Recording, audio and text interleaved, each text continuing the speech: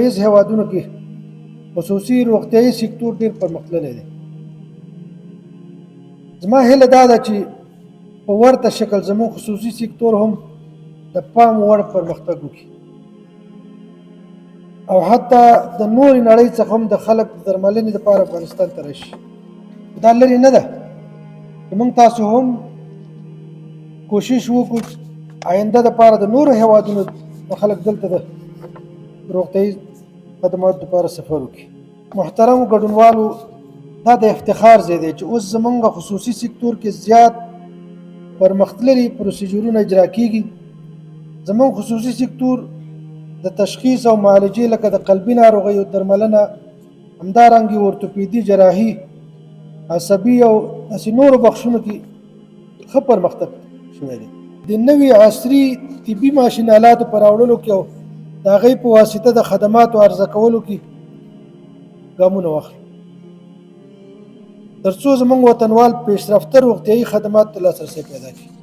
که څه هم موږ د خصوصي روغتیایي سکتور څخه منندوی یو او د عامې روغتیا وزارت سره د ناروغانو په درملنه کې مهمه ونډه لري، طبابت او تجارت سره باید جدا کړو.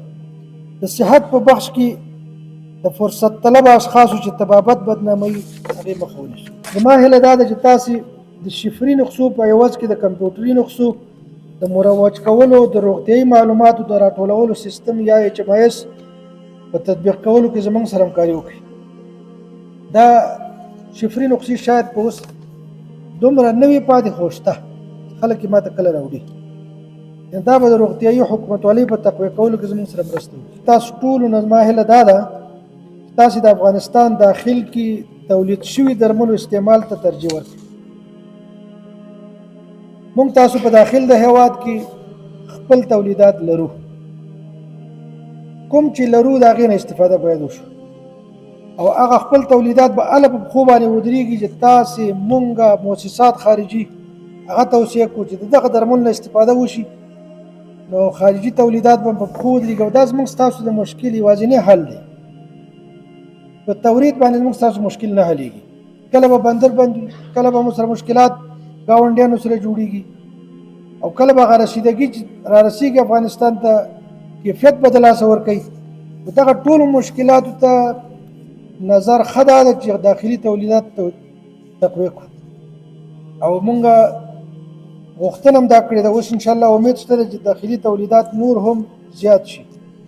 هغه ملکونه چې خپل تولیدات حمایه کوي په حقیقت کې هغوی د ځان بساینې په طرف باندې روان دي. زموږ دا کار به خلکو ته هم اقتصادي ګټه ولري او هم به نور وطنوالو ته اقتصاد او د کار کولو فرصتونه رامنځته کړي.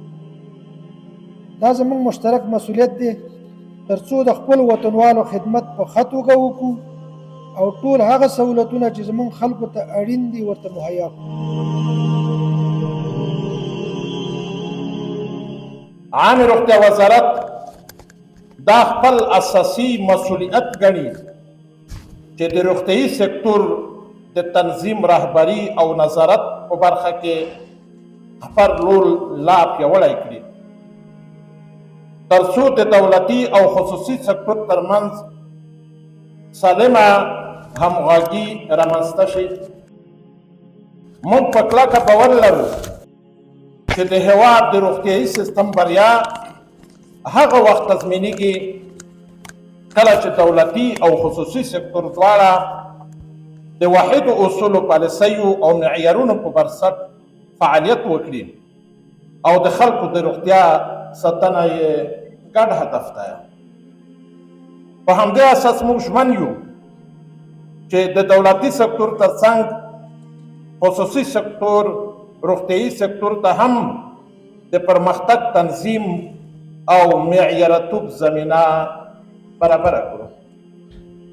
د همدې هدف لپاره تاسو ته معلومه ده چې د خصوصي روغتیایي سکتور د معیارونو لوړولو او خدمتونو د کیفیت د تنظیم په مخه د روغتیایي مراکزو د اعتبار ورکولو ارزونه او رسمي پروسه به انشاءالله په همدې نږدې راتلونکو ورځو کې پیل شي. ټول افغانستان کې موږ 4 کتله به لرل او په دې مرکز کې تر 100 بستره پورته موږ شفاخانه نه درلودله. ته باور وکړه 4.5 کاله پخوا دلته د اسلامي امارت په راتګ سره تر 100 بستره پورته شفاخانه نه وه. تاسو ټول د دې شاهد یې. حتی د افغانستان یو غیر مسلکي قسم په خپل سکتور باور نه کوو. هر څوک به بهرنیو ملکونو ته همسایه ممالکو ته تداوی دپاره تلل. حتی داسې مریضان به تلل چې د دې ځای نه د اچ پایلوري مریض و یا به کولیسټرول ټرایګلیسریډ لوړ و یا به عادي ډیپریشن مریض و، دا به همسایه ممالکو ته تداوی دپاره تلل. د ورځې او د میاشتې په میلیاردونو او په میلیونونو ډالر به نورو ملکونو ته د صحت په بخش کې انتقالېدل. نن د اسلامي امارت په راتګ سره لله الحمد په افغانستان کې زه یوازې په د کابل کې تقریبا 8 شفاخانې چې موږ سره ثبت او رجسټر دی، موږ سره جواز اخیسته د افتتاح مکتوب د 500 نه تر 1.5 بسترو پورې. همداسې په هرات کې 14 شفاخانې، په کندهار کې 8 شفاخانې، په مزار کې 4 شفاخانې، په خوست کې او په ننګرهار کې په مختلفو ولایتونو کې د 150 نه 500 نه تر 100 پورې موږ لرو. خو طبعا چې څوک دغه خپل سرای ته ارتقا ورکوي، وساحت ورکوي، خو د فامیل اعضا زیات شوي دي چې یو څوک د 100 بسترو نه 50 100 بستر 150 بسترو ته ارتقا ورکوي، په دې شفاخانه باندې لوډ زیات شوی دی. او تاسو ته بهتره معلومه ده چې خصوصي سکتور د دولتي سکتور د صحي سکتور یو قوي مټ یو بازو دی. زموږ ارقام همدا ښیي چې 80% خدمات خصوصي سکتور باندې دي دالو. خو په هر صورت موږ هڅه هدف هم همدغه دی تر څو د خپل صحي سکتور خصوصا خصوصي سکتور معیاري کو، سټنډرډ کو، تر څو د خلکو باور پر وګرځو.